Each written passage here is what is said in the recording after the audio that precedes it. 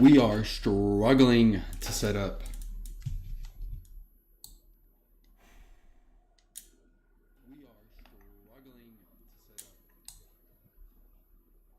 I can see myself again. Okay.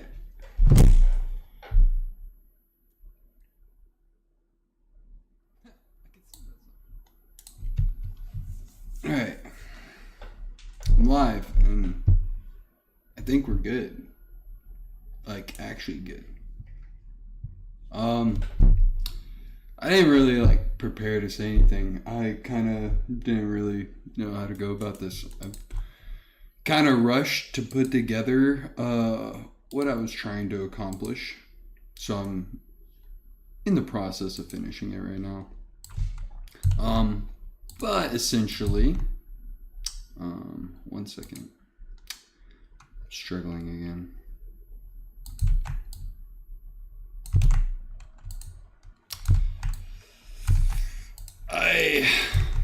This is rough. This is just rough. This is... Whew. Can we take two? Restart? Do this over again? Alright. Anyway. These are the 2025 Brothers Grimm draft evaluations. I'm still finishing it, so actually I need 2 minutes. Give me 1 second.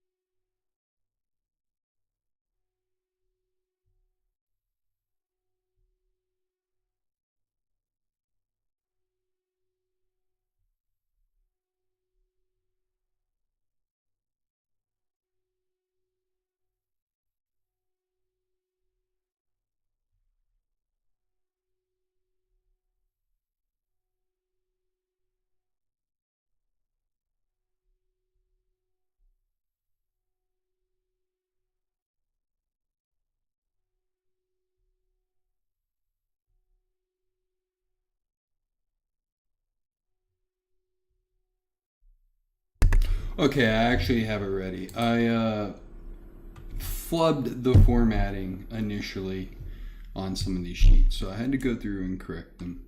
But they are good to go. So, without further ado, we can get into this. All right. Oh, well, we can do that. 1 second. 1 second.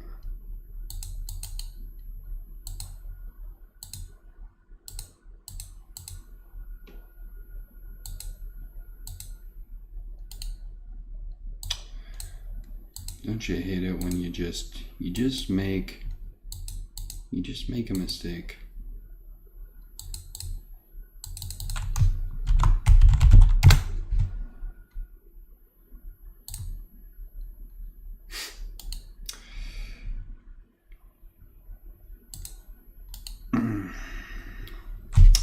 See, I messed up resizing this, so yeah, just a second.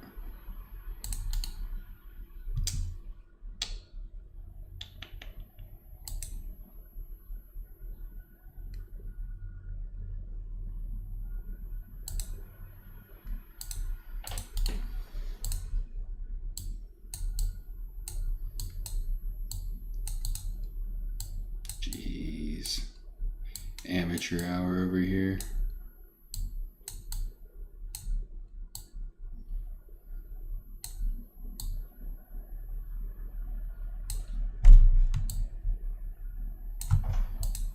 See, now it looks weird. I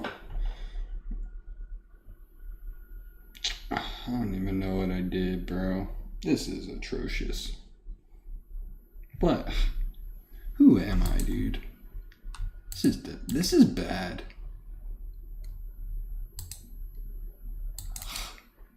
I'm so sick of myself right now. How could I do this? How could I mess this up like this? Oh well. I'm rolling with it. I like it stretched out like this. I think it looks cool. Makes their names look even bigger. Okay. So we have our draft preview. We can get into the F tiers.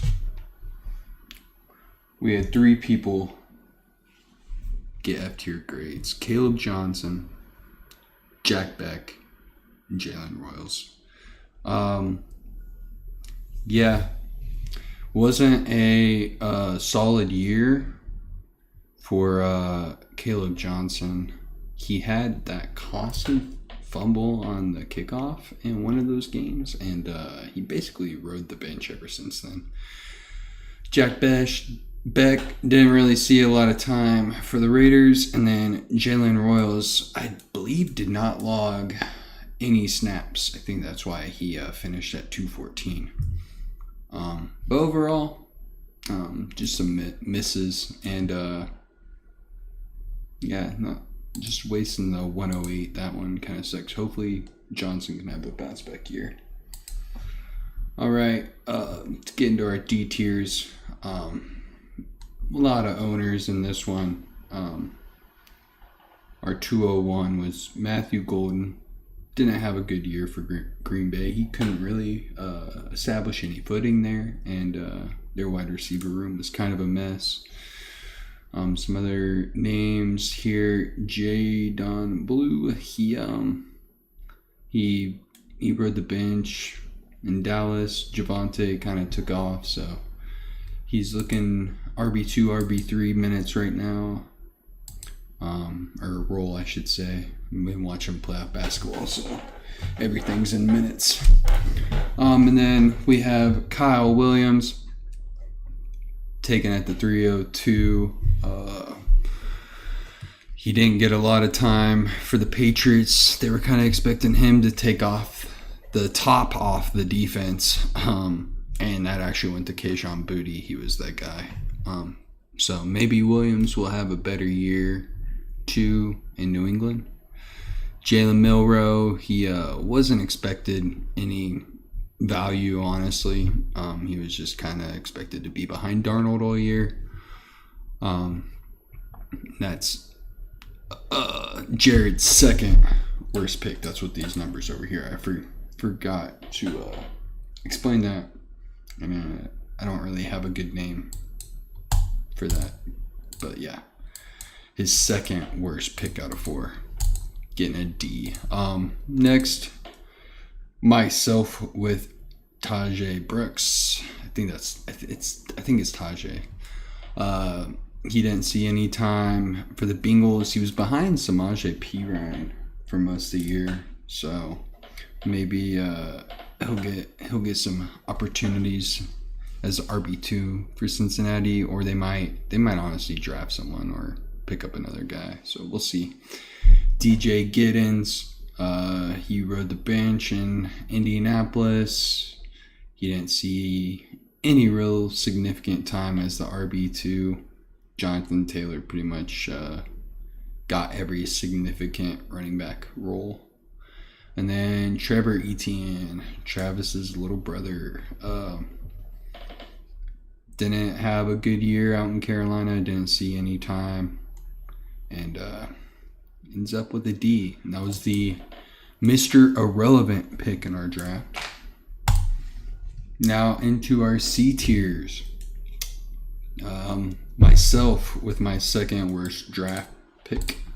Marion Hampton, taken at the 102, finished RB 35, so not the worst year, but injuries riddled him, and he was projected to finish in that top 16, so he was projected to be better than he finished. I'm cool with giving that a C.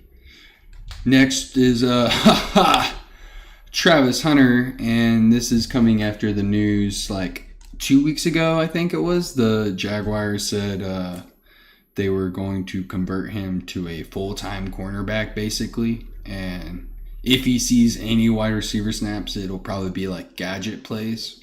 But whereas like the first like 5 games of the season before he got injured, he was actually running routes. Like he would be in for like 2-3 snaps in a row running routes. And in his breakout game before he got hurt, he was running routes consistently, and I think it was like 5 for 92 and a touchdown or something like that. It was a great game, but looks like those dreams are dead. We'll see if his full-time cornerback will get any value for the next year. And I really didn't want to dock this Travis Hunter grade. I think ranking him wide receiver 33 preseason was kind of ridiculous. Like, we had reports that he was going to be doing split time. For him to be in the top wide receiver 1 range, like, that is kind of baffling. So finishing wide receiver 97, and he got hurt. Pretty good year, but ripped the Travis Hunter dreams. Next up, Trey Harris, the only second round pick to get a C. He was just projected to be middle of the tier wide receiver range. He didn't see a lot of time in LA. I think a lot of people were thinking Quentin Johnston wasn't going to do anything, and he actually had a great year. So it looks like he kind of ate up those snaps that Trey Harris would have gotten. Next up, Devin Neal, running back for New Orleans. He didn't see really any time, and the running back room was really bad in New Orleans last year. So hopefully Neal can turn it around. Next up, Jalen Noel, another wide receiver taken, one of the first Texan rookie wide receivers taken. He was projected 82, finished 92, average value there. Elijah Aurora, jeez. He finished tied in 60, projected tight end 29, so no significant value projected really. And AJ Barner kind of broke out in Seattle, so Elijah didn't get a lot of tight end opportunities there. If I'm thinking of him, I think he went to Seattle. And then Will Howard, the next pick, 4th rounder, wasn't projected to see any time in Pittsburgh, and that's exactly what happened. We'll see if he can get some year 2 value. And then the last of the C's, Terrence Ferguson, and not really projected to be much as a tight end for the Rams that first year, so you might see an uptick in the second year. Getting into our B's, here we go. We got Cam Scatabo. Finished right where he was projected, 37 on the year, and I'll give that one a B. He was a solid 205. And injuries really hurt this one. He probably could have been an A or an S tier, and you honestly could probably put him there if you wanted to. He's a dog. Next up, Bayshal too. I think that's it. Bashal, yeah. Bashal Tootin, running back in Jacksonville. Didn't see a lot of time there. I think he did take over the RB2 roles. And then they shipped off ETN. So I actually don't know what the Jaguars room looks like. So he might see an uptick. He had a lot of potential. He was one of those kind of raw prospects.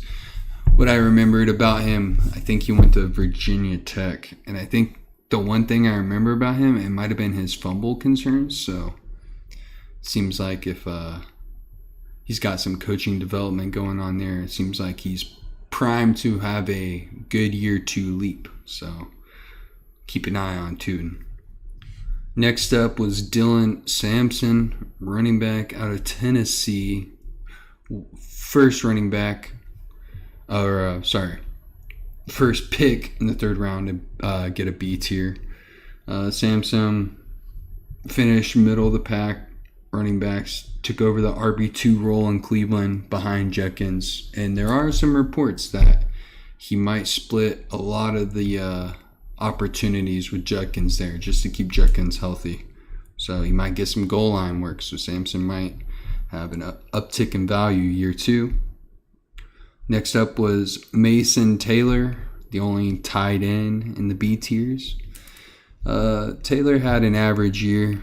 He was projected 24 and finished 32, and he did take over the tight end 1 role in New York. So looks like he'll have more opportunities going into year 2, and he probably has potential to finish higher up. Next up was Shadur Sanders. He finished 37 QB on the year, and he was projected to kind of have some meaningful snaps. They kind of thought, it's not Cincinnati. Jeez, it's Cleveland. They're the same thing, honestly. But Cleveland's room was a mess last year, and I think they're saying he might get some QB1 opportunities. So this pick might have some good value going into year 2. Next up was Pat Bryant, wide receiver taken into the 4th round. He had some good value. He was projected 98, finished 85. And looks like he might get some more opportunities in the Denver room.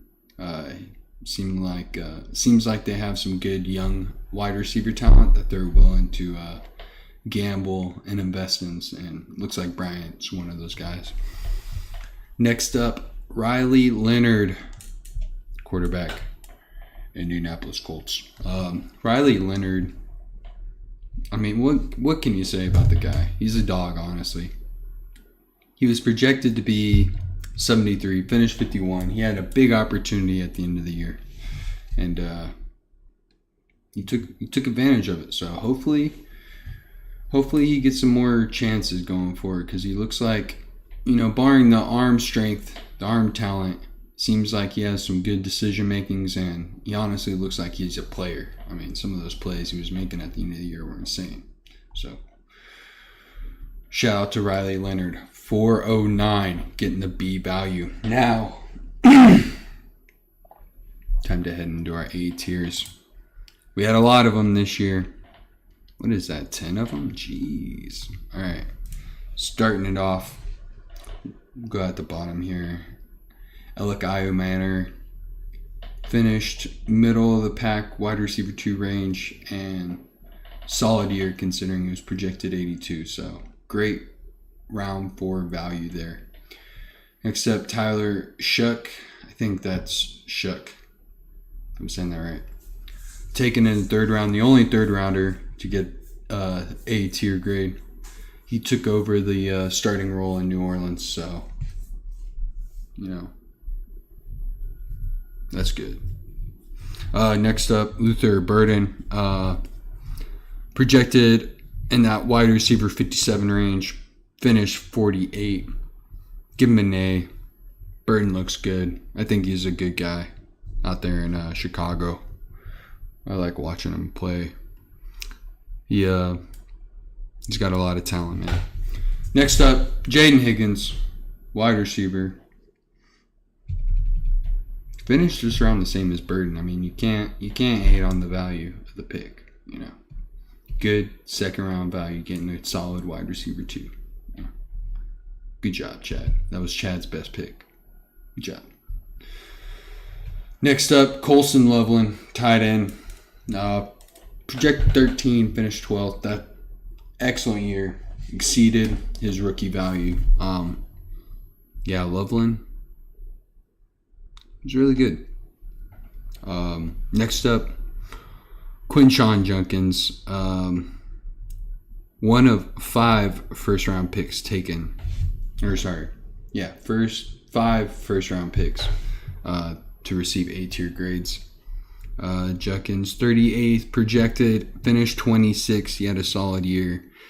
He had a little bit of injuries to ruin that 26 number there, but he probably will have a chance to take off, and he'll probably be projected to be top 24 range. So we'll see how it goes for Junkins over there in Cleveland. Next up was R.J. Harvey, running back for Denver. He kind of had an emergent slate. He didn't have a strong start to the year, but as most rookies do, he had a solid second half. Finished running back 20 on the year, projected 22, and looks like he's primed to take over a lot of the running back 1 role over there in Denver. Next up, Travion Henderson, running back, projected 24, finished 21st, solid A-tier pick, getting good first-round value there. And Henderson broke out late as well, and he has a good opportunity to take over the Patriot backfield in his year 2. Next up is Cam Ward, our second quarterback taken. I'm saying that wrong. Second quarterback with an A tier. Okay. He was projected 24, finished 22nd. He's a rookie, QB1. Did what he needed to do. I mean, honestly, the fact that he finished in the top 32 is pretty incredible, considering Tennessee was so bad last year. All right. The last A tier, Ashton Jeanty, running back. He was projected 6th and he finished 11th on the year. No fault to Jeanty on his own. The Raiders room didn't look that hot, and finishing near that top 10 range is still good, even though he didn't get 6. So I'm willing to give that one an A. Deal with it. Our S tiers. We had our top 5 players getting S rankings. Sorry, I'm thirsty. If you notice, your boy Shawnee had 2 players with S tier rankings. That's good draft value. Both in the second round, might I add. So sorry. Woo. All right. Starting off with our 5th rookie, Harold Fannin, tight end. Second tight end in the S tiers, by the way. He was projected 35th, finished near top 5, finished at 6th. I mean, he had an incredible year as a fantasy producing tight end, and I tried to warn everyone. I tried to tell people Harold Fannin is that guy. They wanted to talk about him playing at Bowling Green. He played against Penn State and destroyed Penn State when he played there. So I don't care. I don't care that he played in the MAC. He was a dog, and he proved it.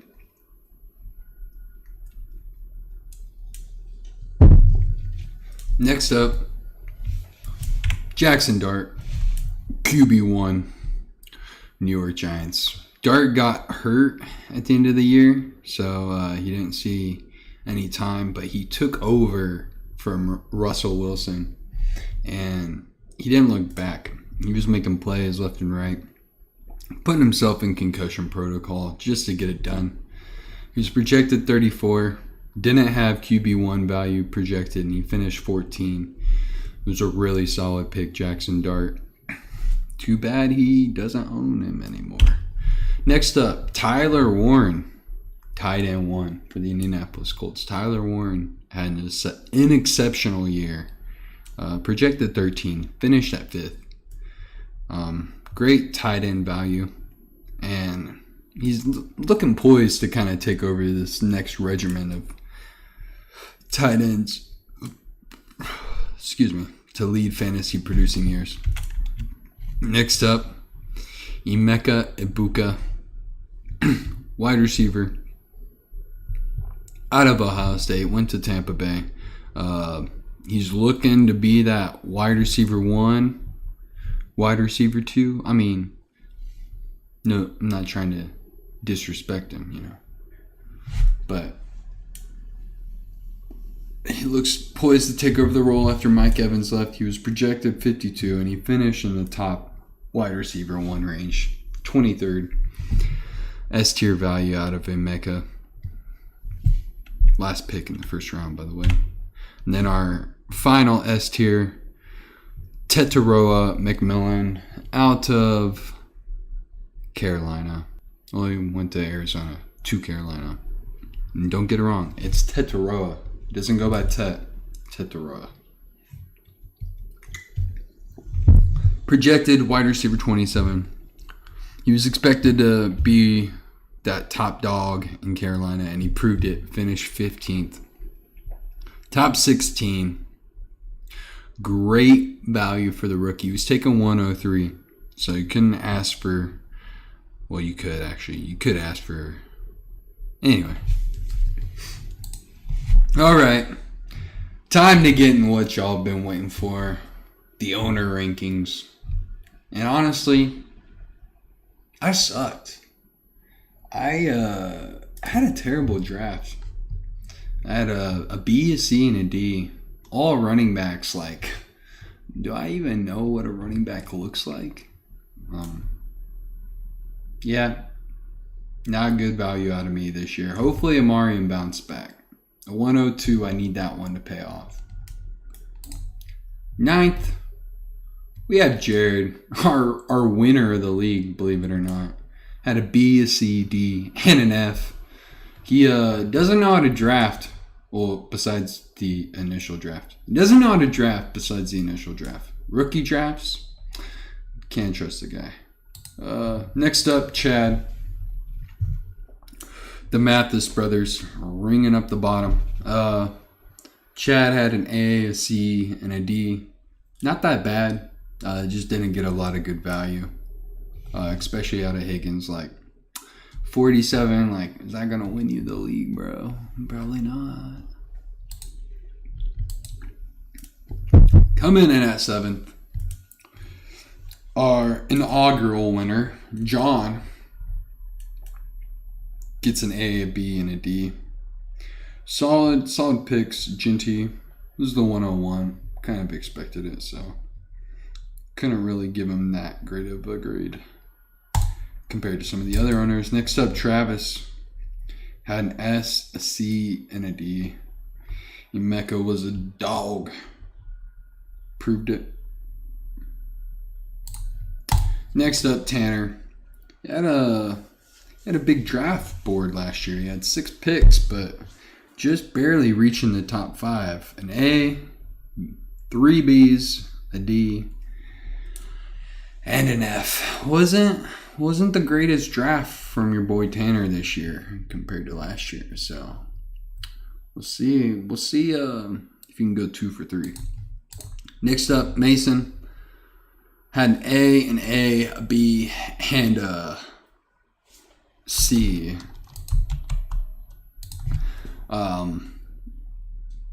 Yeah. I probably should have redid this considering the Travis Hunter news, but all in all, with the value he had this year, Mason had a pretty good draft. Cam Ward looks to be a good dynasty piece for the future. Coming in at the top 3, in 3rd place, Sylvie. Had an S tier in the 4th round, might I add. A pick and a C as well. Great year from Sylvie drafting. Number 2, it's Brandon. Had Tedero and McMillan, S tier. Loveland and Tyler Shook with the A's, and then Ferguson with the C. Pretty great value from Brandon. Looks like he's going to have some future dynasty pieces here. And last but not least, in 1st place this year, it's your boy Shawnee. Now, Shawnee had a really good year drafting. Had 2 S tiers taken in the 2nd round. Didn't miss on his 1st rounder. Had 2 more decent 2nd round picks. Golden's got some upside. That's all I'm going to say. And then Royals is only whiff of the draft. Who knows? He might be able to get some potential value in the future. But anyway, that is my 2025 draft ranking. Here is the breakdown. I also included 2024's picks as well as their rankings for those picks. So I'll go into those as well.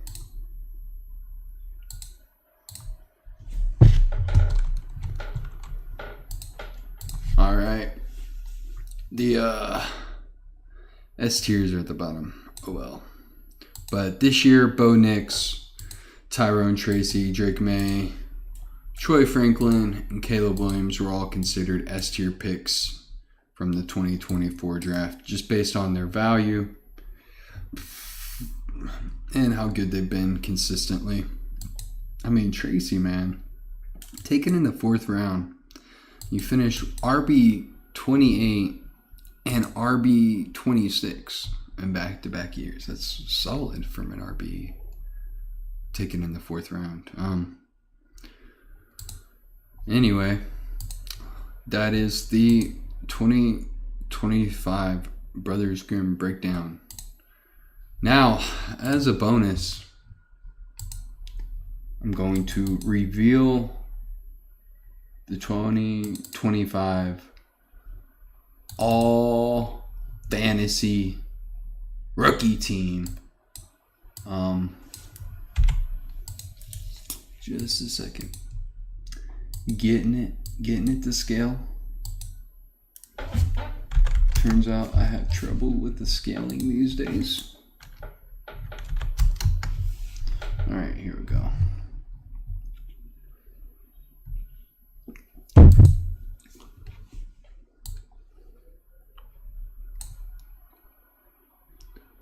All right, getting into the all rookie 2025 team. I made the executive decision to eliminate the 2nd team.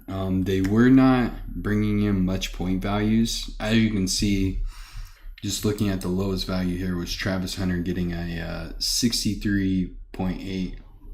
Now, I realize this is really hard to see because I stretched it out. So 1 second.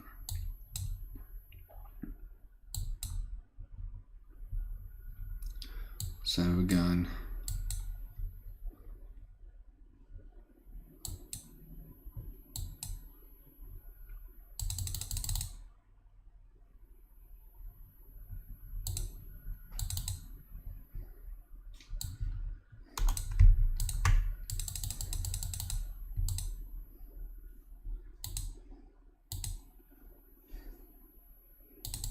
I think that's better. Oh, yeah, there we go. Now we can see it. Okay, there we go. All right. As you can see with the lowest value here, it was Travis Hunter. He had 63.8, and that just sucks because, he's getting this award, and the potential for him to get another one is just not likely. He had a game high of 24.1. The other players rounding out the team: Woody Marks, Omarion Hampton, Cam Scatterbo, Travion Henderson, Tyler Warren, Emeka Buko, Teteroa McMillan, Quinshon Judkins, Ashton Genty, and then QB1 Jackson Dart. All these players had some really solid outings this year.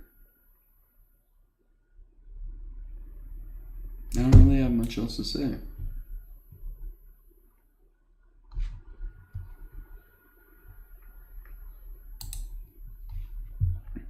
Oh, yeah. That's the all-rookie fantasy team for the 2025 season.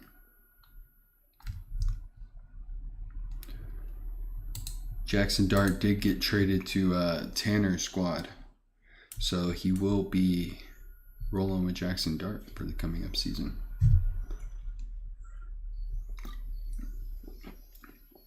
Anything else of note here? 2 rookies from Tanner, 3 from John, 2 from myself. John had Genty, Brandon had McMillan, Travis had Ibuka, Mason had Hunter, and Jared had Scatterbo. So we'll see if any of these guys have a great breakout sophomore season. And I believe that's all that I have for the moment. Yeah. Thanks for watching. Talk to you guys later.